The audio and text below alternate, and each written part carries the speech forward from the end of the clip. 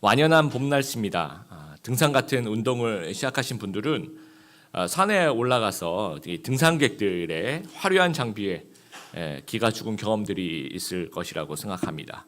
분명히 동네 뒷산에 올라갔는데 메이커 있는 등산 점퍼와 바지와 전문 바지죠. 등산화에다가 스틱의 배낭에 마치 히말라야에 올라온 것처럼 300m도 안 되는 동네 뒷산인데 깜짝 놀랍니다.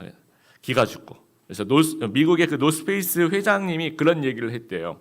한국은 산악국가라 우리 제품이 잘 나가는 것 같다. 그런 얘기를 하셨다고 합니다. 우리는 그게 아니라는 걸 너무나 잘 알죠. 산악하고는 전혀 상관이 없다라는 거. 우리는 좀 보여지는 거 되게 좋아하는 그런 민족인 것 같습니다. 예를 들어 취미로 자전거를 타고 싶어도 그냥 자전거 이런 거 잘 안 탑니다. MTB라 그러죠. 산악용 산에도 안 올라가는데 산악용 자전거를 타고 그 뚜르드 프랑스 사이클 대회 나갈 것 같은 그런 자전거를 구입해서 시장을 오고 갑니다. 그리고 요가나 헬스하면 여러분 시작 내가 요즘에 조금 살이 쪘구나 요가나 헬스를 해야 되겠다라고 생각하면 제일 먼저 뭘 하세요? 옷부터 구입을 해요. 옷부터. 그리고 이거는 땀이 많이 나니까 이거 월화수목 그 고민입니다. 운동을 직접 하는 것이 아니라 장비부터 먼저 사죠. 그래서 모든 학생이 노스페이스를 입는 듯한 그런 민족이 우리나라고 모든 여성이 명품백을 들고 있는 듯한 그런 생각을 주는 것이 이제 우리 민족입니다. 그래서 좀 우리 마음 속에 조금 높아지고 싶고 뽐내고 싶고 좀 과시하고 싶은 그런 마음들이 있는 것 같습니다. 오늘 본문에 5절에 이 마음을 품어라 너희 안에 이 마음을 품어라 명령형입니다. 명령을 하고 있습니다. 근데 이제 헬라어를 보면 이제 예수님 안에 있는 이 마음을 가져라 이런 뜻으로도 해석이 되고 아니면 예수의 마음이 내 속에 있게 하라 그런 뜻으로 이제 이 마음을 품으라는 말이 그런 말입니다. 그래서 예수님의 마음이 무엇인지 이 본문에서 이제 동사 두 개로 설명을 하고 있는데 여러분 그 설교 노트 보시면 잘 나와 있습니다. 7절에 보시면 자기를 비워라고 이야기를 하죠. made himself nothing이라고 얘기를 하고 있고 8절에 자기를 낮추시고라고 이야기를 합니다. He humbled himself 해서 6절부터 이제 다시 보면 그는 근본 하나님의 본체시나 하나님과 동등됨을 취할 것으로 여기지 아니하시고 원래 예수님의 지위와 신분은 하나님이시라는 거예요. 7절 보세요.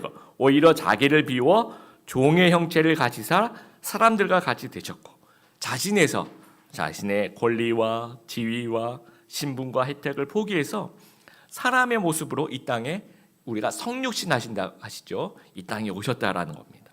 8절에 보면 사람의 모양으로 나타나사 자기를 낮추시고 죽기까지 복종하셨으니 곧 십자가의 죽으심이라.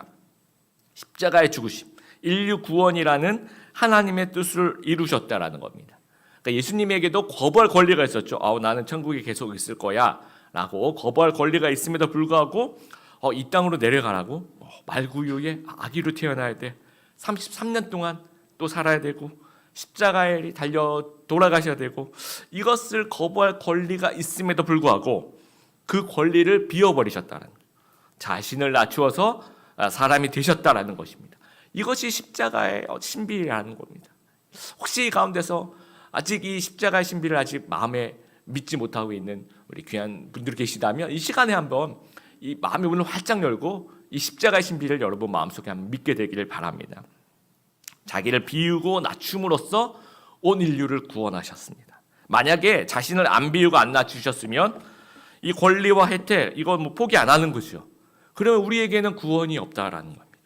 그러니까 이 예수의 마음이라는 것 다시 얘기하면 예수의 마음이라는 것은 자신의 권리와 신분과 혜택과 이 영광을 비우고 낮추어서 하나님의 뜻을 이루어가는 삶의 태도를 이야기를 합니다.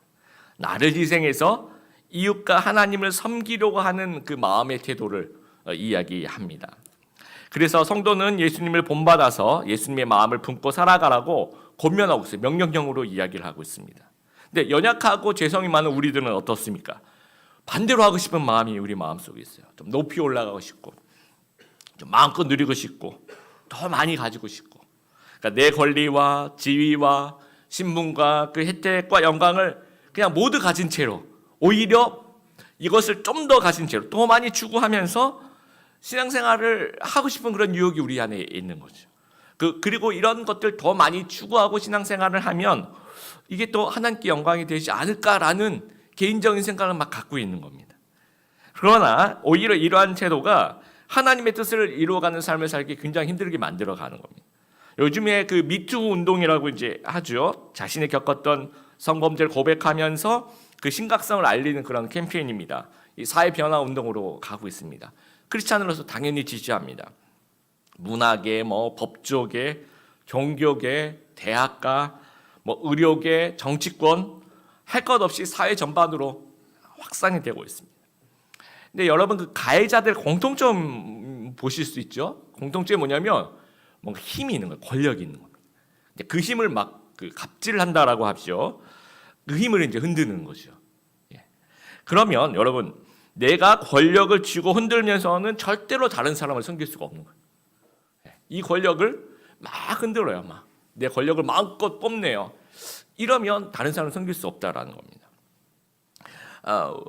우리는 그렇게 생각해요. 막 내가 힘이 커지고 높아져야지 다른 많은 사람을 도와줄 수 있을 거라고 생각하는데 실제로 그렇지는 않더라고요. 이게 어떤 나에게 준 어떤 착각이라고 얘기할까요? 한국 교회가 1970년대 성장하기 시작하면서 이 힘을 추구하기 시작했어요. 그래서 막 천문학적인 건축비를 들여서 화려한 건물을 짓고 막 교세를 자랑하고 우리 교회는 몇 명 모인다. 와, 어깨 힘주고 막 어떤 그 권력을 자랑하고 그리고 그런 과정에서 이제 강단에서의 그 인기 메시지가 비전이라든지 막 꿈이라든지 막 고지를 점령하고 성공에 대해서 얘기를 하고 성장을 얘기했을 때 굉장히 이제 인기가 많았죠.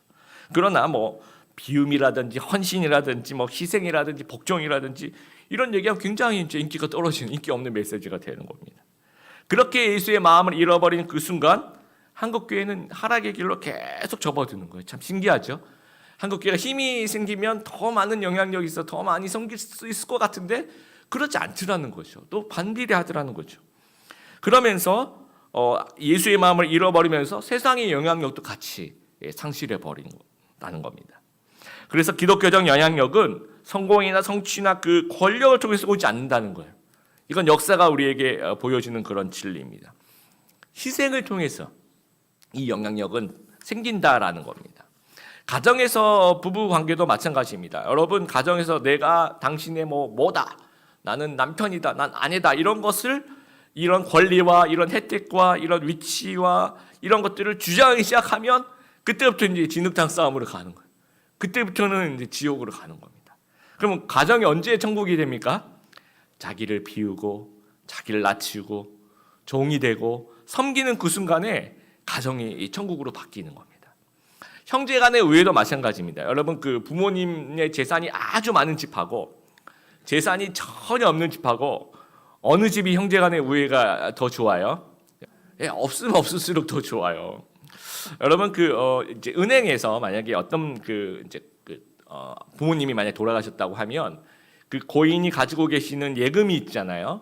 그 예금을 이제 삼남매인데 이제 장남이 이제 가서 제가 이 나머지 두 사람은 바쁘니까 제가 대신 대표로 왔습니다. 돌아가신 아버님의 그 예금을 인출하겠습니다. 그러면 인출해 줄까요? 안 해줄까요? 그게 한도가 있습니다.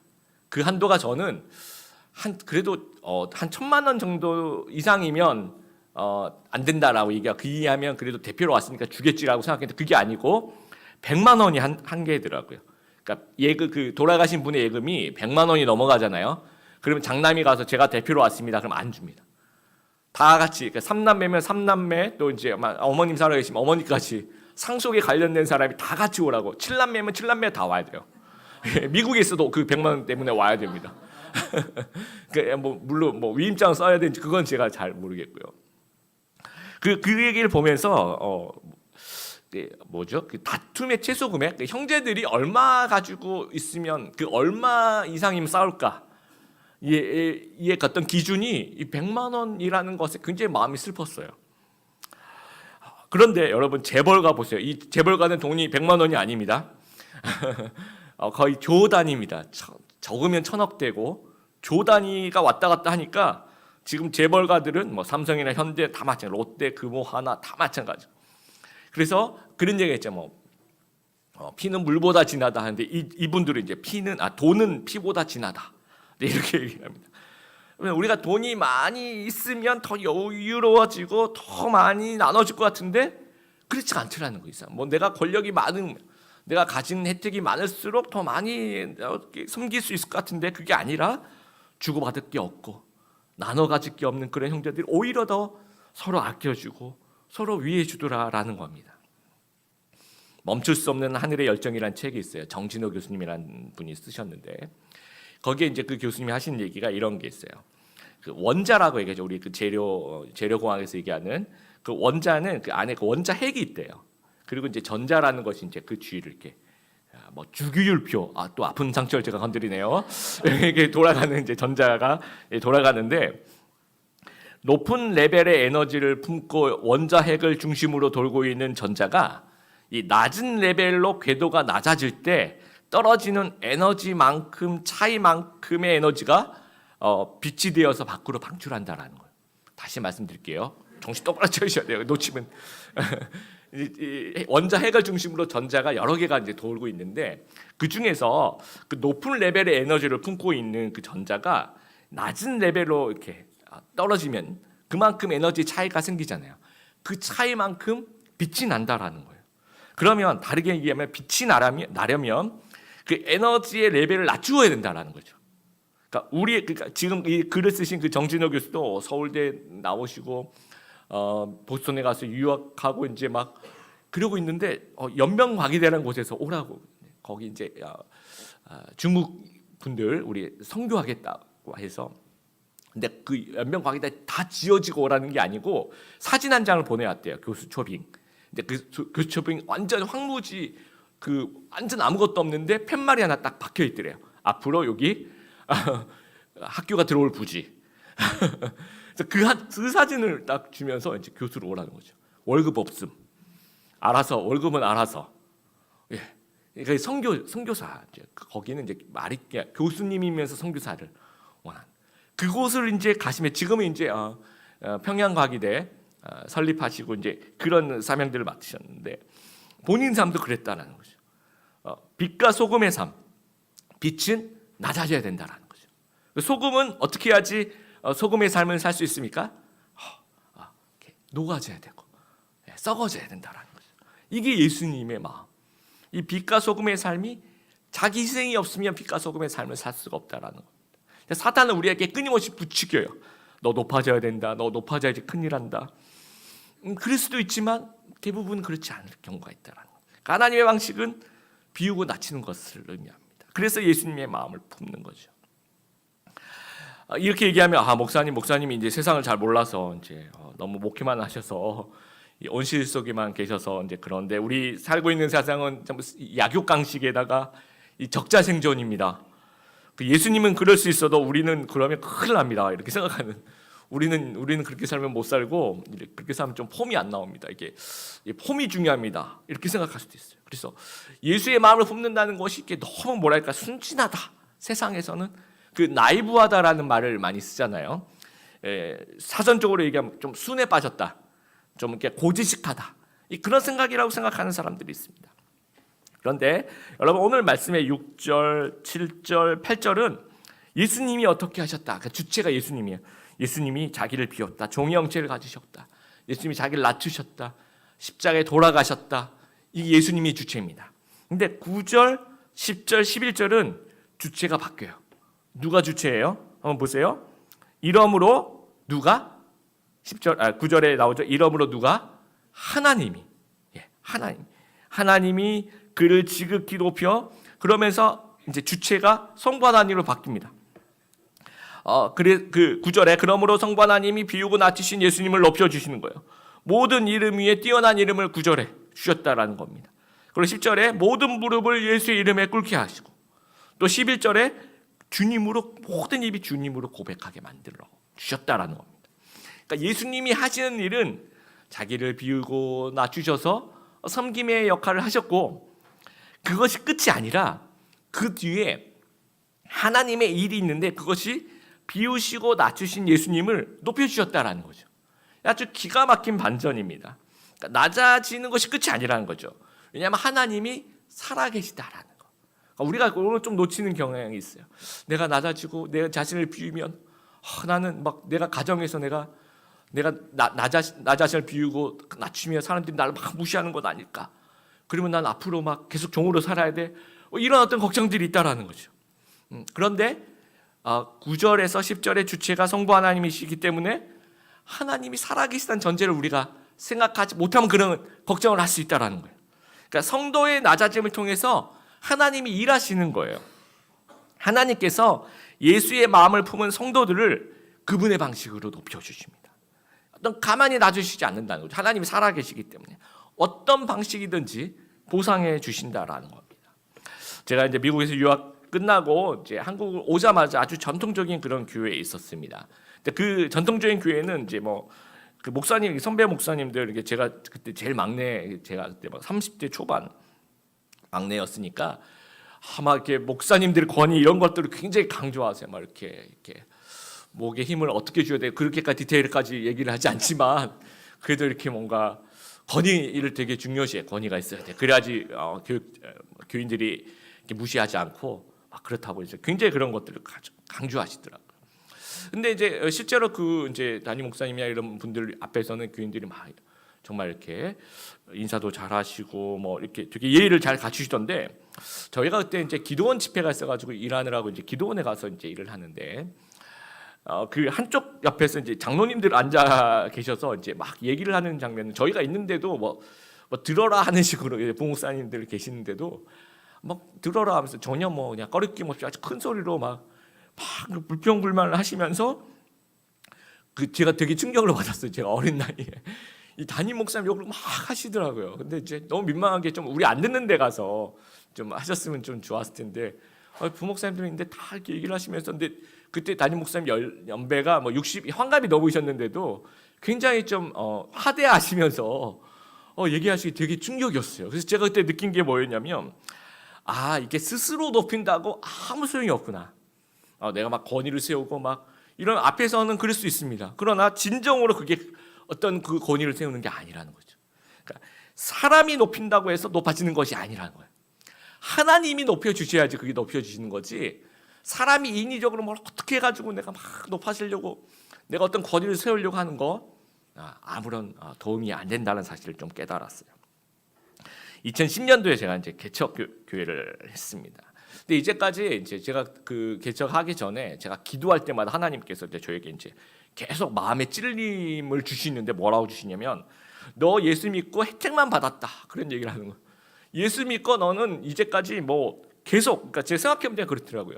예수님 믿고 정말 뭐 좋은, 정말 그 어떤 따뜻하고 뭐 큰 교회는 아니었지만 성도들 간에 서로 사랑하면서 그런 좋은 교회들, 서로 존중하는 그런 교회들에서 자라나고, 선교단체에서 또 열심히 또 하나님 말씀 배웠고, 생각해보니까 또 유학 가서 또 이제 제가 범접할 수 없는 그런 천재 교수님과 천재 동료들에서 이제 묻어서 이제 같이 공부하는 영광도 같이 누려봤고, 또 뭐 대형 교회들 돌아다니면서 부목사 생활도 하고, 어떻게 보면 소위 말해서 엘리트 코스를 그냥 밟은 거예요. 그래서 예수님이 하나님께서 그때 기도하면서 이제 주시는 그런 어떤 마음의 찔림이, 너는 꽃길만 걸어갔다. 넌 예수 믿고 뭐 손해 본 거 하나도 없고 예수 믿고 늘 좋고 좋은 길 이렇게 갔는데, 나를 위해서 한번 광야를 한번 나가보지 않겠니? 이렇게 아주 3개월 4개월 끊임없이 기도하는데 하나님께서 그렇게 얘기하시는 거예요. 그러니까 가만히 생각해 보니까 내가 예수님 믿고 진짜 고생한 게 하나도 없는 거예요. 늘 좋은 일만 내 앞에 있었고, 그래요. 내가 이번엔 내 인생에 한 번이라도 하나님 위해서 좀 광야를 한번 나가봐야 되겠구나 라고 얘기하고 진짜 막상 광야로 나갔어요.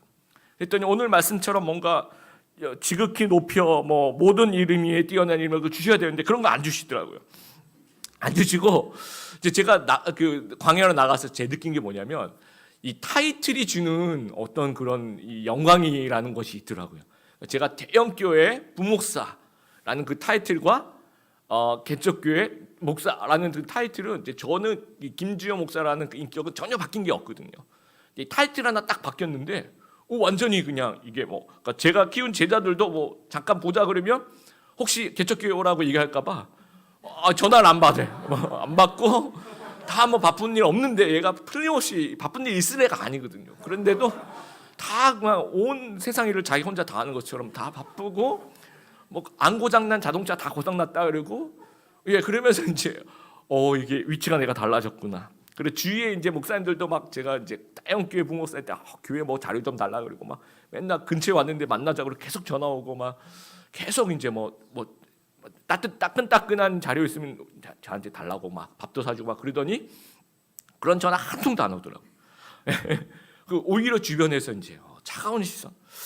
그러면서 제가 그걸 뭘 느꼈냐면 자리 타이틀이 제공하는 눈속임이 있었구나. 그러니까 내 인생에서 그러니까 하나님이 이제 빼고 싶었던 거품이 이런 거였던 것 같아요. 제 인생에서 제가 어떤 그 타이틀이 주는 그 혜택 위에 서 있으면서 그 자리, 그러니까 소위 말해서 이 자리가 중요하지 제가 중요한 게 아니고 이 자리가 주는 혜택이 곧 나의 역량이라는 착각을 하고 있었던 거죠. 그 거품을 빼주고 싶으셨던 것 같아요. 그래서 아무도 저를 안 만나주는 그 가운데서 그 보상이 하나님이 이제 광야에서 저를 이제 완전 새롭게 만나주시기 시작하는 거예요. 그래서 완전 새로운 처음부터 다시 배운 목회가 어떤 것인지를 처음부터 다시 배웠어요. 제자훈련도 어떻게 해야 되는 건지 처음부터 다시 배우고 제 스스로 성도를 섬긴다는 것이 무엇인지. 그러니까 이 대형교회 있을 때는 성도님들이 매주에 한 20명씩 와요. 그때 대학부 할 때는 이제 이 3월달 이럴 때는 자 등반 인사하겠습니다. 앞에 한 20명 쫙 서요. 그러면 뭐 이름 한 명씩 이렇게 얘기하는 것도 너무 시간이 단체 인사하고 들어갈 때도 있고 귀하다는 생각을 못 해보는 거죠. 그런데 이제 성도 한 명 한 명이 참 귀하다는 것들을 완전히 기초부터 하나님께서 새롭게 가르쳐 주셨다라는 거예요. 그래서 제가 이 높은 곳에 있을 때는 성장하지 못했던 저의 그 내면과 저희 인격과 저희 신앙이 오히려 광야에서 오히려 낮은 곳에서 하나님 막 성장시켜 주는 거예요.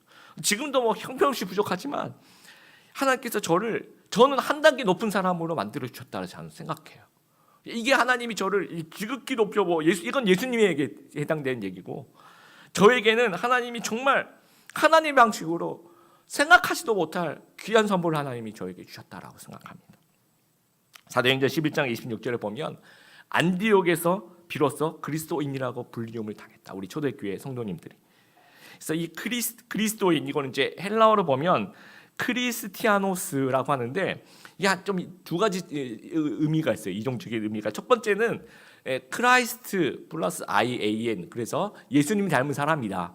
이게 가장 그 지배적인 의미죠. 너희들 하는 행동을 보니까 예수님하고 너무 똑같아. 작은 예수야. 그러면서 그리스도인, 크리스찬, 크리스티아노스라고 이야기를 하는 거죠. 두 번째 뜻은 약간 놀리는 의미가 있는데 크리스티아노스라는 그 헬라어 단어하고 약간 비슷한데 크레스티아노스라는 단어가 있는데 이 단어는 뭐냐면 이 착한 사람들을 이제 좀 놀리면서 사용할 때, 그러니까 이제 착해 빠진 사람들, 너무 착해 빠져서 어리석은 사람들, 그 너무 착해 빠져서 사회 부적응자들로 보이는 이제 그 크리스찬들이 그렇게 살았다라는 거죠. 그러니까 그걸 약간 놀리는 의미에서도 크리스티아노스라는 말을 조금 변경해서 크리스티아노스라고도 불렸다라는 겁니다.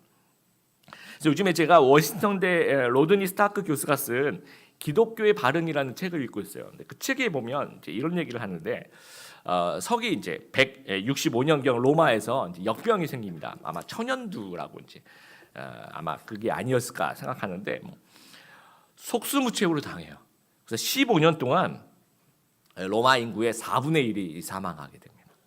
그리고 황제도 그 역병에 걸려서 아울렐리우스 황제가 이제 사망하게 될 정도로 어마어마한 역병이 일어났어요. 그러고 난 다음에 251년에 또 다시 역병이 일어나니까 그 전에 이제 인구의 4분의 1이 죽었던 경험이 있으니까 이제는 사람들이 대응을 하기 시작하는데 어떻게 대응하냐? 뭐 의학적인 그런 걸 모르니까 아마 이때는 아마 홍역이지 않을까도 역사가들이 생각을 합니다. 이때도 막 사람들이 4분의 1이 죽어 나가기 시작하는 거예요. 그러니까 어떻게 하냐면 이전에는 이제 같이 있다가 죽으니까 이제는 그러면 안 된다 싶어서 자기 가족 뭐 이런 친구 이런 거 없이 일단은 병자가 생기면 바깥에 버리는 거예요. 아니면 이제 방치해 두거나 그리고 사람들 없는 곳으로 이렇게 도망가요. 다 놔두고 이 피신하는 곳이니까 완전히 그러니까 이 병자들 외에는 이 도시가 텅텅 비어버리는 거죠. 그때 이 크리스티아노스, 이 착해 빠진 사람들, 크리스찬들은 이 시외로 나가지 않고 피신하지 않고, 그러니까 피신할 수 있는 권리를 포기하는 거죠. 그리고 자신들의 그 직업들이 있잖아요. 간호사가 아니잖아요. 의사도 아니고. 그런 권리도 다 포기하고, 자기가 살아갈 권리, 또 자기의 생명에 대한 권리 다 포기하고, 또 외면할 수 있는 권리가 있음에도 불구하고 그걸 다 포기합니다. 그래서 그 교회 장로님, 집사님들이 이제 솔선수범해서 모든 성도님들과 함께 이 버려진 자들을 곁에서 함께 헌신적으로 간호하는 거예요. 그런 그 간호하면서 감염돼서 사망하는, 정말 우리 8절 말씀처럼 죽기까지 복종하는 그런 모습들을 보여주신 거예요. 그러다 보니까 무슨 일이 있었냐면, 이게 버리고 왔는데 이 역병에 걸렸다고 다 죽는 건 아니잖아요. 영양분을 공급해주고 이렇게 옆에서 관여해주고 그러면 그 중에 또 소수는 또 살아나거든요. 그러니까 이게 막 열정적으로 이제 죽도 이렇게 먹여주고 물도 마셔주고 이렇게 따뜻하게 해주고 그러다 보니까 또 어떤 사람들은 살아나는 거예요. 그래서 이제 자기 친척들, 자기 형제자매 버리고 갔다가 이제 약병이 끝났다라고 돌아봤더니 버젓이 살아있는 거예요. 죽었다고 생각했는데 이게 도대체 어떻게 된 일이라는 거죠. 크리스찬들이 간호해줘서 살았다라는 거죠. 그래서 이제 옛날에 그 착해 빠진 사람들하고 놀렸던 그 마음이 이제는 존경과 감사를 담아서, 크리스티아노스, 정말 예수님 닮은 사람이들이다. 당신네들은 왜 죽음을 두려워하지 않느냐? 우리는 죽음이 우리는 죽음이 두렵지 않다. 왜냐하면 우리는 죽으면 하나님 나라 가는 것이다. 부활신앙이 있다는 거예요. 정말 예수님 믿으면 부활 얻냐? 그렇다. 예수님이 살아나셨다. 부활을 증명하기 시작하는 거예요. 부활을 선포하기 시작합니다. 그럼 사람들이 이제 믿기 시작하는 거예요. 부흥이 일어나기 시작합니다. 이 생명이 있는 종교구나. 정말 역병이 있을 때는 사람들이 내가 왜 이런 병이 생기고 나는 왜 죽는지 아무도 얘기해 주지 않았는데, 기독교인들만 하나님이 살아계시고 하나님의 생명이시고 우리가 죽으면 또 다른 생명이 우리 안에 살아 숨쉴 수 있다는 사실들을 행동으로 보여주고 있는 거예요. 자기를 낮추고 비움으로써 그걸 보여주고 있는 겁니다. 회심의 역사들이 일어나기 시작하는 거죠. 그래서 예수님의 마음이 가장 약하고 가장 바보 같고 가장 착해 빠진 가장 강력한 하나님의 방식이라는 것입니다. 여러분, 한국의 그 어머님들 보세요. 여러분, 처음에 어머님 아버님이 젊었을 때 처음에는 언제나 아빠가 힘이 있어요. 막 집에서 끈소리하고, 엄마는 늘 음지에 있는 것 같고 막 존재감이 없는 존재인 것 같고, 그래서 엄마는 언제나 자기를 희생하죠. 왜 옛날에 그 G.O.D라는 그 그룹 그 노래가 있어요. 어머니는 짜장면이 싫다고 하셨고, 기억나죠? 왜 짜장면이 왜 싫겠어요? 그렇죠. 애들 먼저 먹이고 싶으니까 그러는 거지. 그러니까 섬김과 봉사, 그게 엄마죠. 엄마 하면 생각나는 게, 어머니라는 단어보다 엄마라는 단어가 더 친근하잖아요. 나이 들어서 생각해. 다 이제 연로하셨다고 가정해 보세요. 나이 들면 집안에서 가장 존재가 높은 존재 누굽니까? 엄마죠, 엄마. 아직도 아빠랑 그분은 정말 큰일 나시죠. 나이 들고 시간이 지나가 보니까 가장 헌신하고 가장 자기를 비우고 낮추셨던 분이 대접을 받는 거예요. 이것이 예수님의 마음이라는 거예요. 낮춤으로써 높아지고 버림으로써 얻게 되고 섬김으로 다스리는, 이것이 예수의 마음이라는 겁니다. 그래서 낮아지는 것이 높아지는 거라는 사실을 우리가 기억하게 되길 바라요. 여러분, 기독교 문화가 만들어낸 참 좋은 전통이 이 노블리스 오블리주라는 겁니다. 엘리트일수록 더 낮아지고 섬긴다라는 거죠. 영국의 왕실이 존재하는 이유가 이런 거래요. 영국의 왕실은 참 백성이 어렵고 힘든 곳에 그 솔선수범하기 위해서 모든 남자들은 전원 군복무를 갑니다. 안 가도 되는데. 그리고 지금 있는 여왕도 옛날에 2차 세계대전인가요? 어떤 장교로 또 근무했었다라고. 그래서 최근에 그 해리 왕자 아프가니스탄에 복무한 걸로 우리나라 같으면 어때요? 힘이 있으면 어때요? 다 빼주는 게 힘이죠. 내가 너를 빼줬다. 그래 내가 너를 가장 안전한 후방으로 내가 너를 가졌다. 그러면 힘이 있구나. 그래서 저희 때는 그런 계급이 있었어요. 요즘에는 그렇지 않을 거라 생각하는데 군 면제는 신의 아들이에요. 신의 아들 진짜. 예. 그리고 이제 방위병은 이제 사람의 아들. 예. 사람이 힘써주는. 현역병은 어둠의 자식들. 이러면서 정말 힘이 없고 이런 어떤 대명사로. 요즘은 절대로 아니라고. 아주 옛날에, 진짜 옛날에.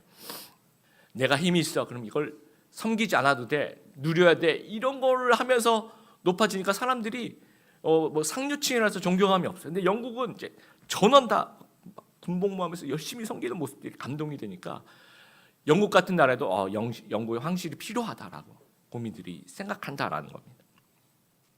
5절에 이 마음을 품어라. 명령형입니다. 예수의 마음을 다 품기 싫어하니까 억지로라도 시키려고 명령형을 했을까요? 절대로 안 그럽니다. 여러분 성경에서 이제 특히 이제 바울 서신에 보면 이제 명령형들이 나와. 이렇게 살아라, 이렇게 살아라. 이게 기본적으로 우리에게 어떤 멍해를 주기 위해서 하려고 그 명령을 주시는 게 절대 아닙니다. 기본적으로 좋은 거니까 명령을 하시는 거예요. 좋으신 하나님, 선하신 하나님께서 예를 들어 여러분 서로 사랑하라, 이게 명령형이거든요. 근데 왜 그렇게 명령을 하십니까? 이게 억지로 그렇게 살아라는 얘기가 아니라 이런 삶의 태도가 너무 좋다라는 거예요. 이렇게 살다 보면 우리를 살리는 것이기에 이런 명령을 한다라는 겁니다. 요즘에 제가 주일 아침에 이제 차를 몰고 교회로 오면 교회 주차장에 텅텅 비어 있어요. 그래서 이제 제일 좋은 자리, 제일 나가기 좋고 그런 자리로 주차를 했어요. 근데 어느 순간에 이렇게 늦게 오시는 우리 교우님들, 애기들 데리고 오고 막 이런 분들을 위해서 내가 좀 양보를 해야겠다. 주차장 한 자리 좀 비워야 되겠다. 라는 생각이 들었던 거예요. 그래서 몇 달 전부터는 저 공감대 저 밑에 가서 이제 주차하고 이렇게 걸어 올라옵니다. 그러면 누군가가 이제 그 자리를 하나 더 한 대라도 더 들어갈 수 있으니까. 근데 이 공감터에 이렇게 주차하고 그렇게 이제 올라오는데 여러분 그 올라올 때 기분이 진짜 좋아요. 여러분 한번 해보세요 진짜. 그 올라올 때 기분이 막 너무 좋아요. 막 너무 막 뭐랄까 이게 어떤 막 아침에 이렇게 공기도 좋고 주일날 예배 드리는 그 기분도 예배 드릴 거나 기대감도 있고 성도님들이 오실 그 생각부터 시작해서 너무 기분이 좋습니다.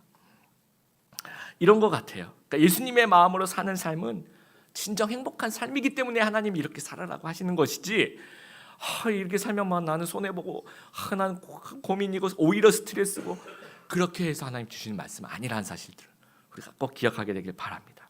그래서 우리 가정에서, 우리 교회에서, 우리 직장에서, 우리 학교에서 예수의 마음을 품어보는 우리 귀한 우리 성도님들 되길 바랍니다.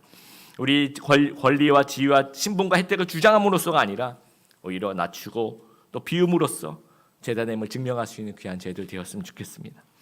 세상과 다른 방식으로 살아가는 또 예수님의 마음을 품고 살아가는 그래서 낮춤으로써 높아지고 버림으로써 얻게 되고 섬김으로 다스리는 그래서 하나님의 뜻을 이루어가고 세상을 섬기는 귀한 하나님의 제자들 다 되신 우리 성도님들 되기를 주님의 이름으로 축복합니다.